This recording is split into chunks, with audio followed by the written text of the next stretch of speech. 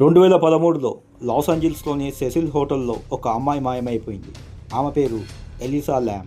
CCTV footage ప్రకారం ఆమె చివరిసారిగా హోటల్లోని ఒక లిఫ్ట్లో కనబడింది. అందులో ఆమె కదలికలు చాలా అసహజంగా ఉన్నాయి. ఎవరినో చూసి భయపడుతున్నట్లు, దాక్కుంటున్నట్లు, మాట్లాడుతున్నట్లు కనిపించింది. అయితే ఆ వీడియో తర్వాత మళ్ళీ ఎలిసా కనిపించలేదు. రోజులు గడుస్తున్నాయి, నెలలు గడుస్తున్నాయి. పోలీసులు మరియు హోటల్ సిబ్బంది ఆ అమ్మాయి కోసం ఎంతగానో వెతుకుతున్నారు, కానీ ఎక్కడా ఆచూకీ లేదు. అంతలోనే హోటల్కి వచ్చిన వేరే కస్టమర్స్ నీళ్ళ రుచి వింతగా ఉందని హోటల్ సిబ్బందికి ఫిర్యాదు చేశారు. అప్పుడు హోటల్ పైకప్పుపై ఉన్న నీటి ట్యాంక్ తెరిచి చూసినప్పుడు అందులో ఎలిసా శరీరం తేలుతుంది. అది ఎలా సాధ్యం? అక్కడికి వెళ్ళే తలుపు తాళం కూడా వేసి ఉంది. సీసీటీవీ కూడా లేదు. ఎలిసా అక్కడికి ఎలా చేరింది? ఎవరో చంపారా, లేక ఏదైనా అదృశ్య శక్తి ఉందా? ఇప్పటికీ ఎవరికీ సమాధానం లేదు.